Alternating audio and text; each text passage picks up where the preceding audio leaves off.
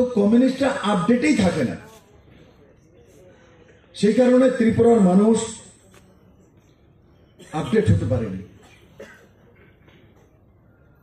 আমার মাঝে মাঝে আপনাদের জন্য কষ্ট হয় যে কি নিয়ম কানুন বানিয়ে রেখেছিল।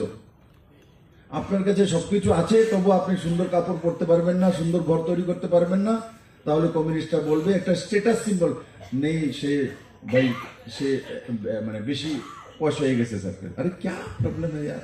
মা জন্ম হওয়ার পর আমার মা আমাকে বলতো পোলা ডাক্তার হইব, পোলা করতে, আমার দাঁত উঠতে না, মা কাউ ডাক্তার হইব, মা করতো তো।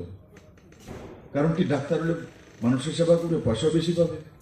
তো কোন মাটাতে আমাকে দেখাও যে আমার ছেলে বড় হয়ে কোনো কামাই করবে না। এখানে তো অনেক মহিলা মা আছে, কে তার সন্তানের বিষয়ে চিন্তা করে যে না, তার সন্তান বড় হয়ে শুধু মানুষের বাড়ি বাড়ি গিয়েছে ভাত খাইবে। আসেনি সিপিএম এর কামই আছে মানুষের বাড়ি বাড়ি গিয়ে ভাত খাইবে।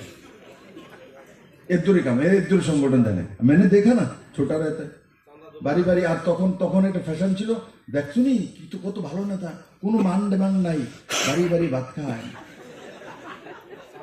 বলে বাড়ি বাড়ি সাদা তুলে দেন না 2 টাকা 1 টাকা, এটি লয় ভাত খেয়ে এসে আবার দক্ষিণা লয়, ব্রাহ্মণরা দক্ষিণা দেই, অসীমকে দিতে পারি, তারপর দিতে পারি, বাকি রে দুমনি বলাই দা আছে, বুঝছো মেয়েরও দল লাগবো। বলাই দা তো আমার ইলেকশন এখন সবকিছু জিতিব, নাইলে কোন সময় সইকের আয় করবো ইলেকশন উইথড্র করে লাগছে। বলাই দার মানে ওজন বাইরে যাবো, চিন্তা করো না, এমনি ওজন আছে আর করবো। তো যেটা আমি বলছিলাম, আগে কি ফ্যাশন ছিল দেখো, কথায় কথা আমি কিন্তু সত্যি কথা বলে যাচ্ছি। কমিউনিস্টরা কি করতো, তাদের কাজ ছিল হোয়াট ইজ দ্য কমিউনিস্ট, কি কমিউনিস্ট, এদের কামে আসছিল বাড়ি বাড়ি ভাত খাওয়ান, বাড়ি বাড়ি চান্দা তোলে। আমরা যদি বাড়ি বাড়ি ভাত খাওয়ানো আর চান্দা তোলে, তারে কি কই, কি কই, হ্যাঁ ভিখারি কই না, আর একটা আছে মানে মানে বাদাইমা, ঠিক কথা বলছে।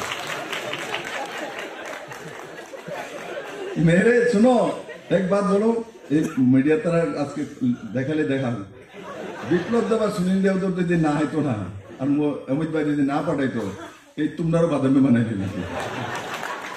আগে বাচ্চা গেছো গা, বাচ্চা গেছো গা, ঠিক আছে। হয়তো মেয়র সব কন্ট্রাক্টর মানুষ বড় বড় বিল্ডিং তোলা, তিনি বাচ্চা চালিয়ে, কিন্তু এটিও বাদামে লইলে। দেবনাথ বাচ্চা ছিল, দেবনাথ তো চাকরি করতো, ওনার ঠিক আছে, তাহলে বাসুন না কি আছে, একটু শুধু দীপক বাবু বাঁচলেন শুধু, কারণ কমিউনিস্টের সময় কিন্তু উনি বিল্ডিং করে বাচ্চা আসতেন না, পানা বাচ্চা আসতেন না, চান্দা কত দিচ্ছেন, অনেক দিচ্ছেন না, বহু চান্দা দমন লাগছে। কংগ্রেস করে সিপিএম এর চান্দা দমন লাগে, কি অবস্থা।